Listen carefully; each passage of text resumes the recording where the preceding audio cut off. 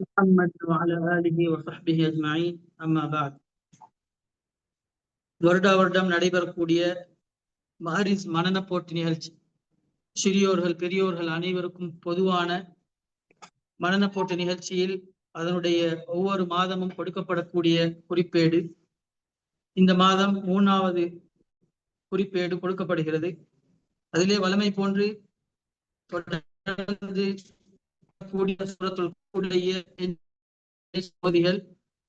இந்த வருடமும் கொடுக்கப்பட்டிருக்கின்றது. அதிலே ஹதீஸுடைய மனனத்திற்குரிய பகுதியாக 3வது மாதத்திற்குரிய ஹதீஸ், ஒவ்வொரு மாதமும் ஒரு ஹதீஸ், ஒரு துஆ, சூரத்துல் கஹ்ஃபுடைய 2 அல்லது 3 ஆயத்துக்கள் மனனமிடுவதற்காக கொடுக்கப்படும். அதிலே இந்த மாதத்திற்குரிய ஹதீஸ், قال رسول الله صلى الله عليه وسلم المدينة كالكير تنفي خبثها وينشع طيبها رواه البخاري ومسلم عن جابر رضي الله عنه. இந்த வருடத்தின் மதீனாவுடைய சிறப்பு, அதிலே நபி ஸல்லல்லாஹு அலைஹி வஸல்லம் அவர்கள் இருந்து அவர்களுடைய வரலாறு, அது பற்றி பேசப்பட்டு கொண்டு வருகின்ற தொடரில் ஹதீஸுடைய மதீனாவுடைய சம்பந்தமான ஹதீஸ்கள், சிறப்புகள் சம்பந்தமான ஹதீஸ்கள் ஒவ்வொரு மாதமும் கொடுக்கப்படுகிறது. அதிலே இப்ப வாசிக்க நபி ஸல்லல்லாஹு அலைஹி வஸல்லம் அவர்கள் கூறினார்கள், மதீனா கீர், அதாவது கீர் என்று சொல்லப்படக்கூடியது உலை, தமிழிலே உலை என்று சொல்லுவார்கள். அதாவது ஒரு கொல்லன் என்று சொன்னால் போக்கி அந்த வடிவத்திற்கு எடுப்பதற்காக நெருப்பிலை போட்டு வடிவெடுக்கக்கூடியவன் தான் கொல்லன் என்று சொல்லப்படுது. அந்த வேலை செய்யக்கூடியவன் இரும்பை எப்படி நெருப்பிலே போட்டு அதில் உள்ள அடுக்குகள் எல்லாம் இல்லாமலாக்கி அதனுடைய வடிவத்தை கொடுக்கிறாரோ, அதே போல மதீனாவுடைய பூமி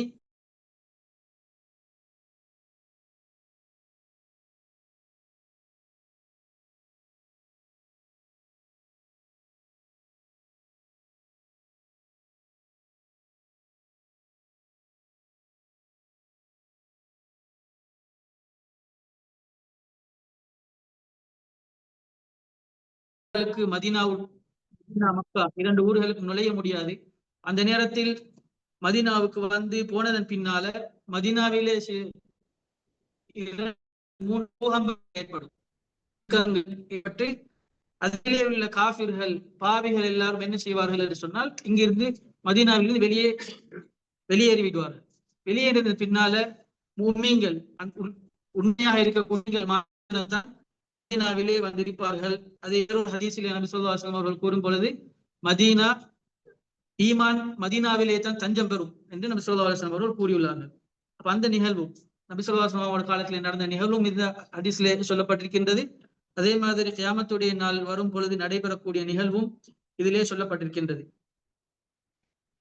வேற ஹதீஸ்களிலே நபி ஸல்லல்லாஹு அலைஹி வஸல்லம் அவர்கள் இந்த ஹதீஸை சொல்லுவதற்குரிய காரணமாக, ஒரு நாட்டுப்புற அரபி, நபி ஸல்லல்லாஹு அலைஹி வஸல்லம் அவர்கள் மதீனாவுக்கு வந்த புதிதில் ஒரு நாட்டுப்புற அரபி மதீனாவுக்கு வெளியே உள்ள பகுதியில் இருந்து நபி அவர்களிடம் வந்து இஸ்லாத்தை ஏற்று மதீனாவில் வந்து இருக்கும் பொழுது, அவருக்கு மதீனாவிலே அவருக்கு தாங்க இயலாமல் அவருக்கு காய்ச்சல் ஏற்படுகிறது, நோய்கள் ஏற்பட்டு அவர் நபி ஸல்லல்லாஹு அலைஹி வஸல்லம் அவரிடம் வந்து சொல்றார்கள், அகில்னி பையாத்தி, என்னுடைய பையத்தை இல்லாமல் ஆக்குங்க. அதாவது ஃபத்ஹ் மக்கா வெற்றி கொள்ளப்படுவதற்கு முன்னால மதீனாவுக்கு முஸ்லிம்கள் வாரது கட்டாயமாக இருந்தது. மதீனா இஸ்லாத்தை ஏற்றுக்கொண்டு சொன்னால் கட்டாயம் அவர்கள் மதீனாவுக்கு வரத்தான் வேணும். ஏனென்றால் அல்லாஹ் தஆலா குர்ஆனிலே கூறும் பொழுது, வல்லதீன ஆமனு வலம் யுஹாஜிரு, ஈமான் கொண்டு இஸ்லாத்தை ஹிஜ்ரத் செய்யாமல் யார் இருக்கிறார்களோ, மதீனாவில் இருந்து மக்கள் வெளியே இருக்கின்ற இடங்களில் துன்புறுத்தப்பட்ட நேரத்தில் இருக்கலாம், அல்லது ஏனைய நேரங்கள் துன்புறுத்தப்படாமல் இருந்தாலும் அவர்கள் ஹிஜ்ரத் வராமல் இருந்தால்,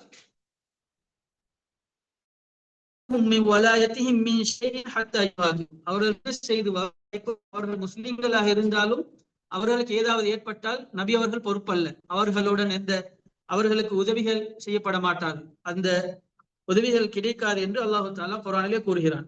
அதனால ஆரம்பத்தில் ஃபத்ஹ் மக்கா கிடைப்பதற்கு முன்னால கட்டாயமாக மதீனாவுக்கு வருவார்கள். மதீனாவுக்கு வந்து சொன்னால் மதீனாவில் இருந்து வெளியே போகவும் முடியாது. மதீனாவில் இருந்து ஹிஜ்ரத்தை உடைத்து ஹிஜ்ரத்தை இல்லாமலாக்கி வெளியே போனேன்னு சொன்னால் அது பாவத்திற்குரிய செயலாக நபி ஸல்லல்லாஹு அலைஹி வஸல்லம் அவர்கள் குறிப்பிட்டுள்ளார்கள். மக்காவுடைய வெற்றிக்கு பின்னால நபி ஸல்லல்லாஹு அலைஹி வஸல்லம் அவர்கள் கூறினார்கள், லா ஹிஜ்ரத பஅதல் ஃபத்ஹ். ஃபத்ஹ் மக்காவுடைய வெற்றிக்கு பின்னால ஹிஜ்ரத் என்பது இல்லை. எங்க மக்களுக்கு ஒரு துன்பங்களும் இல்லை, அதனால அந்த ஃபத்ஹ் மக்காவுக்கு பின்னால ஹிஜ்ரத் இல்லை என்று நபி ஸல்லல்லாஹு அலைஹி வஸல்லம் அவர்கள் கூறினார்கள். அதுக்கு முன்னால வந்தவங்களுக்கு ஹிஜ்ரத்தை முறித்துக் கொள்ள முடியாது. இப்ப அந்த அரபிக் நாட்டுப்புற அரபி கேட்ட நேரம் நபி ஸல்லல்லாஹு அலைஹி வஸல்லம் அவர்கள் பையத்தை முறித்துக் கொள்ளவே இல்லை. போகக்கூடாது, வெளியே போகக்கூடாது என்று சொல்லி நபி ஸல்லல்லாஹு அலைஹி வஸல்லம் அவர்கள் சொன்னார்கள். அந்த நாட்டுப்புற அரபி போனதன் பின்னால தான் நபி ஸல்லல்லாஹு அலைஹி வஸல்லம் அவர்கள் இந்த ஹதீஸை மதீனா இப்படிப்பட்டது, அதனுடைய தீயவர்களை வெளியாக்கிவிடும், நல்லவர்களை இன்னும் தூய்மைப்படுத்தும் என்று சொல்லி நபி ஸல்லல்லாஹு அலைஹி வஸல்லம் அவர்கள் கூறினார்கள். வேறு ஹதீஸிலே தெளிவாக நபி ஸல்லல்லாஹு அலைஹி வஸல்லம் அவர்கள் கூறியுள்ளார்கள், அல் மதீனத்து தன்ஃபில் ஹபஸ. மதீனா அசிங்கங்களை பாவிகளை இல்லாமலாக்கும், வெளியாக்கும்.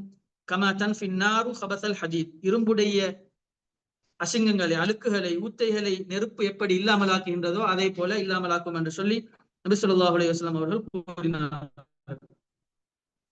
அதே போல எதிலிருந்து எங்களுக்கு விளங்கலாம் இன்னொரு ஹதீஸ், அப்ப மதீனாவிலிருந்து மதீனாவுக்கு வந்தேன்னு சொன்னா யாரும் போகக்கூடாது. அப்ப அதுல இருந்து போனேன்னு சொன்னால் இந்த ஹதீஸுக்குள்ள நாங்க பாவியா, மதீனாவிலிருந்து எங்களோட வேலைகள் முடிஞ்சு படிப்புக்கு வந்தீங்க, படிப்பு முடிஞ்சு போனேன்னு சொன்னால் அது நாங்க பாவியாக அல்லாஹ் தணிக்கப்பட்டு தான் நாங்க வெளியேற்றப்பட்டோமா என்று சொல்லி நாங்க நினைச்சோன்னு சொன்னால் அதற்கு முஹத்தீஸ் இப்னு ஹஜர் அஸ்கலானி ரஹ்மத்துல்லாஹி அலைஹி ஃபத்ஹுல் பாரி சம்பந்தமாக சொல்கிறார்கள். அது என்னன்னு சொன்னா நபி ஸல்லல்லாஹு அலைஹி வஸல்லம் காலத்திலையும் தான் அதுக்கு பின்னால் உள்ள காலங்களிலையும் சஹாபாக்கள் நிறைய பேர் மதீனாவிலிருந்து வெளியே இருக்கிறார்கள். மதீனாவிலிருந்து இமாம்கள் மதீனாவிலே இருக்காமல் இஸ்லாத்தை ஏற்றுக்கொண்டதுக்கு பின்னால மதீனாவிலிருந்து அவர்கள் வெளியேறி இருக்கிறார்கள். அவர்கள் வெளியேறின நோக்கம் நல்ல நோக்கம், ஜிஹாதுக்காக வேண்டி, இஸ்லாத்தை பரப்புவதற்காக வேண்டி, இஸ்லாத்தை படித்துக் கொடுப்பதற்காக வேண்டி வெளியேறி இருக்கிறார்கள். ஆனால் இந்த ஹதீஸுடைய நோக்கம் என்னன்னு சொன்னால், யாரும் மதீனாவை வெறுத்து எங்களுக்கு இது கஷ்டம், வாழ இயலாது, இது பிரச்சனை, அப்படி பிரச்சனை அப்படின்னு சொல்லி வெறுத்து வெளியேறுகிறார்களோ அவர்களுக்குரியது தான் என்று சொல்லி இந்த ஹதீஸுக்கு விளக்கம் சொல்லி இருக்கிறார்கள். அதே போல நபி ஸல்லல்லாஹு அலைஹி வஸல்லம் அவர்கள் வேறொரு ஹதீஸிலே இந்த மதீனா சம்பந்தமாக சொல்லும் பொழுது, உமிர்து பிகர்யத்தின் தக்குலுல் குரா. மதீனாவுக்கு வருவது, ஹிஜ்ரத் வருவது நபி ஸல்லல்லாஹு அலைஹி வஸல்லம் அவர்களுக்கு ஏவப்பட்டது, அல்லாஹ் கட்டளையிட்டான் நீங்க போங்கன்னு சொல்லி. தக்குலுல் குரா, எல்லா ஊர்களையும் மிகைக்கக்கூடிய, அதாவது இந்த மதீனா வந்தது பின்னால் அல்லாஹ் தஆலா அது நபி ஸல்லல்லாஹு அலைஹி வஸல்லம் அவர்கள் பிற்காலத்துல மதீனாவில் இருந்து வேற ஊர்கள் வெற்றி கொள்ளப்படும் என்ற நன்மாராயம் இந்த ஹதீஸிலே இருக்கின்றது. அல்லது எல்லா ஊர்களை விடவும் சிறப்புக்குரிய ஊரான ஒரு ஊருக்கு போகுமாறு அல்லாஹ் தஆலா என்னை கட்டளையிட்டான். அல்லது யகூலூன யஸ்ரிப், அதுக்கு யஸ்ரிப் என்று ஆரம்ப காலத்திலே இஸ்லாம் வருவதற்கு முன்னால் யஸ்ரிப் என்று தான் மதீனா அழைக்கப்பட்டது. அதுக்கு பின்னால் நபி ஸல்லல்லாஹு அலைஹி வஸல்லம் வந்தது பின்னால் மதீனத்து நபி, நபியுடைய ஊர் என்று சொல்லி அழைக்கப்பட்டு அது பின்னால மதீனா முனவரா என்று சொல்லி அதுக்குரிய பெயராக மாற்றப்பட்டிருக்கு.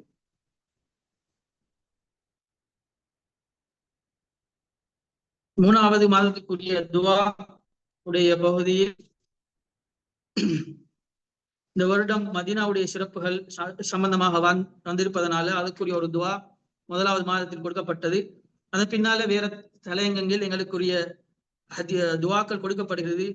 அதிலே முக்கியமாக நோயுடைய சந்தர்ப்பங்களில், நோயுடைய நிலைமைகளில் ஓதப்படக்கூடிய துவாக்கள், அதே மாதிரி மரணம் சம்பந்தமான விடயங்களில் வரக்கூடிய துவாக்கள் இந்த வருடம் கொடுக்கப்படுகின்றது. அந்த அடிப்படையில் மூணாவது மாதத்திற்குரிய துவாவாக நபி ஸல்லல்லாஹு அலைஹி வஸல்லம் அவர்கள் தீங்குகளில் இருந்து பாதுகாப்பு பெற ஹசன் ஹுசைன் ரலியல்லாஹு அன்ஹு அவர்களை வைத்து அவர்களுக்கு ஓதி பார்ப்பார்கள். அவர்களுக்கு ஓதி பார்க்கக்கூடிய துவா, எல்லா தீங்குகளில் இருந்தும் எந்த தீங்கும் வரக்கூடாது என்று சொல்லி நபி ஸல்லல்லாஹு அலைஹி வஸல்லம் அவர்கள் ஓதி பார்ப்பாங்க. அதே மாதிரி இந்த துவாவை தான் இப்ராஹிம் அலைஹிஸ்ஸலாம் அவர்கள், இஸ்மாயில் அலைஹிஸ்ஸலாம், இஸ்ஹாக் அலைஹிஸ்ஸலாம் ஆகியோருக்கும் இந்த துவாவை கொண்டுதான் எல்லா தீங்குகளிலிருந்து பாதுகாப்பு கோரி அல்லாஹ்விடம் துவா செய்கிறார்கள் என்று நபி ஸல்லல்லாஹு அலைஹி வஸல்லம் அவர்கள் கூறினார்கள். அது என்ன துவா? அஊது பிகலிமாத்தில்லாஹி தாம்ம மின் குல்லி ஷைத்தானி வஹாம்ம வ மின் குல்லி ஐனில் லாம்ம. முக்கியமான 3 விடயத்தை பற்றி இதிலே அல்லாஹ்விடம் பாதுகாப்பு தேடப்பட்டுள்ளது. முதலாவதாக அஊது பிகலிமாத்தில்லாஹி தாம்ம, அல்லாஹ்வுடைய பூரணமான பெயர்கள், அவனுடைய சொற்கள் அனைத்தை கொண்டும் நான் பாதுகாப்பு தேடுகிறேன். மின் குல்லி ஷைத்தானி, அதாவது எல்லா பாவமான விடயங்கள், தவறுகள், அனைத்திலிருந்தும் அல்லாஹ்விடம் பாதுகாப்பு தேடுகிறேன். ஹாம்மா ஹாம்மா என்று சொன்னால் தீங்கு தரக்கூடிய மிருகங்கள், பூச்சி புழுக்கள், இவைகளில் இருந்தும் பாதுகாப்பு தேடுகிறேன். மனிதனை தீண்டினால் அதன் மூலமாக நோய்கள் ஏற்படக்கூடிய பிரச்சனைகள் மனிதர்களுக்கு ஏற்படக்கூடிய அந்த மிருகங்கள், பறவைகள், பூச்சி புழுக்கள் அவைகளிலிருந்தும் பாதுகாப்பு தேடுகிறேன். ஒமின்குல் ஐன் இல்லாம்மா தீய எண்ணத்துடன் அதன் மூலமாக தீங்கு ஏற்படக்கூடிய கண்ணில் இருந்தும், அதாவது அப்படி சொன்னால் கண்ணூர் என்ற